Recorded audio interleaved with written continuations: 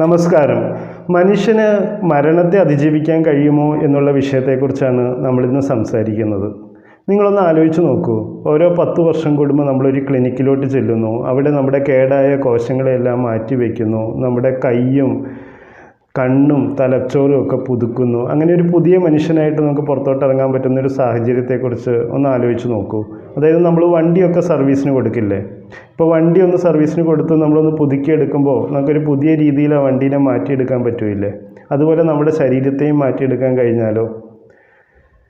ഇവിടെ പറഞ്ഞു വരുന്നത് മരണത്തെ പൂർണ്ണമായി തോൽപ്പിച്ചു എന്നുള്ള രീതിയിലല്ല, മനുഷ്യൻ പൂർണ്ണമായി മരണത്തെ അതിജീവിച്ചു എന്നുള്ളതല്ല ഞാൻ പറഞ്ഞു വരുന്നത്.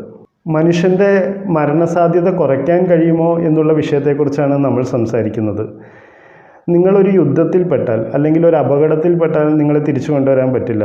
അതായത് നിങ്ങളുടെ തലയിലൊരു ബോംബ് വന്ന് വീണ് നിങ്ങൾ പൊടിഞ്ഞു പോയി കഴിഞ്ഞാൽ, അല്ലെങ്കിൽ ഒരു ട്രക്ക് നമ്മുടെ മേത്ത് കയറി നമ്മുടെ ശരീരം പൂർണ്ണമായി ചതഞ്ഞു പോയി കഴിഞ്ഞാലൊന്നും നമുക്ക് തിരികെ കൊണ്ടുവരാൻ പറ്റില്ല.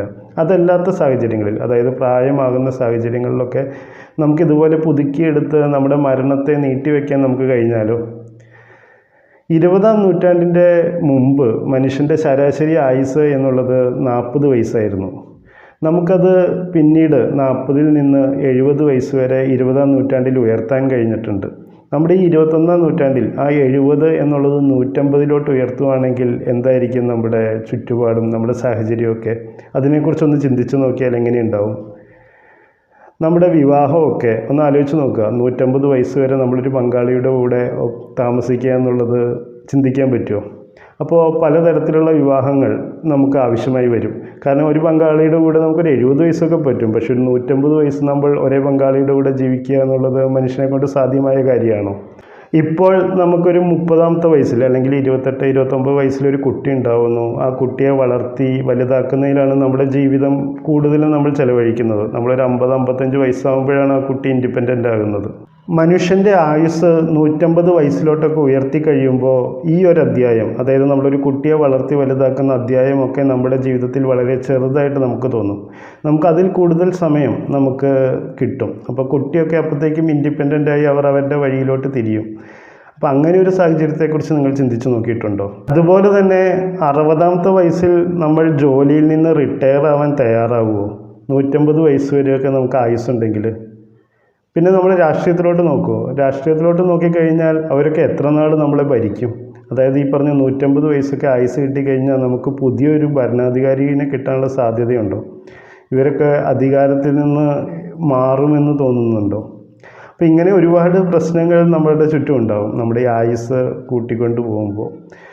പക്ഷേ ഇങ്ങനെയൊക്കെ സംഭവിക്കും എന്ന് നമുക്ക് പറയാൻ കഴിയില്ല. കാരണം മനുഷ്യന് 150 വയസ്സ് വരെ ആയുസ് കൂട്ടാനുള്ള കഴിവൊന്നും ഇതുവരെ ലഭിച്ചിട്ടില്ല. 20-ാം നൂറ്റാണ്ടിന് മുമ്പ് മനുഷ്യൻ്റെ ശരാശരി ആയുസ് 40 എന്ന് പറഞ്ഞത് 40-ാമത്തെ വയസ്സിൽ ആളുകൾ മരിക്കാനുള്ള സാധ്യത കൂടുതലായിരുന്നു. അന്ന് പോഷകാഹാരക്കുറവുണ്ടായിരുന്നു, ക്ഷാമമുണ്ടായിരുന്നു, മാറാ രോഗങ്ങളുണ്ടായിരുന്നു, യുദ്ധങ്ങളുണ്ടായിരുന്നു. അങ്ങനെ ഒരുപാട് പ്രശ്നങ്ങളുള്ളതുകൊണ്ട് മനുഷ്യൻ അവൻ്റെ സ്വാഭാവികമായ ആയുസ് എത്തുന്നതിന് മുമ്പ് മരിക്കാനുള്ള സാധ്യതയുണ്ടായിരുന്നു.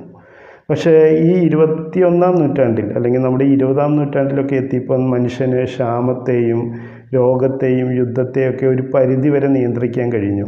അതുകൊണ്ട് ഒരു ഹോമോസാപ്പിയന് അല്ലെങ്കിൽ ഒരു മനുഷ്യന് അവൻ്റെ പരമാവധി ആയുസ്സായ 70 വയസ്സ് വരെ ജീവിക്കാൻ കഴിയുന്നുണ്ട് ഇപ്പോൾ. അങ്ങനെയാണ് നമ്മൾ 70 വയസ്സ് വരെ എത്തിയത്. അല്ലാതെ നമ്മളവിടെ ഒരു മാജിക്ക് കാണിച്ചിട്ടല്ല 40 എന്നുള്ളൊരു ആയുസ് 70-ലോട്ട് എത്തിയത്.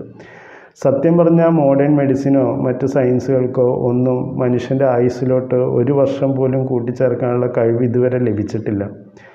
പക്ഷേ ഇനി ഭാവിയിലുള്ള ഗവേഷണങ്ങൾ ആ ഒരു ഡയറക്ഷനിലാവാനാണ് സാധ്യത. കാരണം നിങ്ങളൊന്ന് ആലോചിച്ച് നോക്കൂ. ഇപ്പോൾ ഉള്ള ഈ സൗന്ദര്യവർദ്ധന വസ്തുക്കളുടെയൊക്കെ ഒരു വിപണിയെക്കുറിച്ച് ആലോചിച്ച് നോക്കൂ.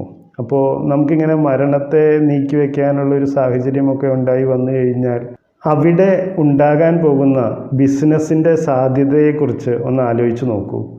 അപ്പോൾ ഒരുപാട് വമ്പന്മാർ ഇതിൻ്റെ അകത്തോട്ട് പണം മുടക്കാൻ തയ്യാറാകുന്നുണ്ട്. അതുപോലെ തന്നെ സെൽ ബയോളജി, ജനറ്റിക് എഞ്ചിനീയറിംഗ് ഒക്കെ ഈ ഒരു ഡയറക്ഷനിൽ ഒരുപാട് ഗവേഷണങ്ങൾ നടത്തുന്നുണ്ട്. മനുഷ്യൻ്റെ ആയുസ് കൂട്ടാൻ കഴിയുമോ എന്നുള്ളത്.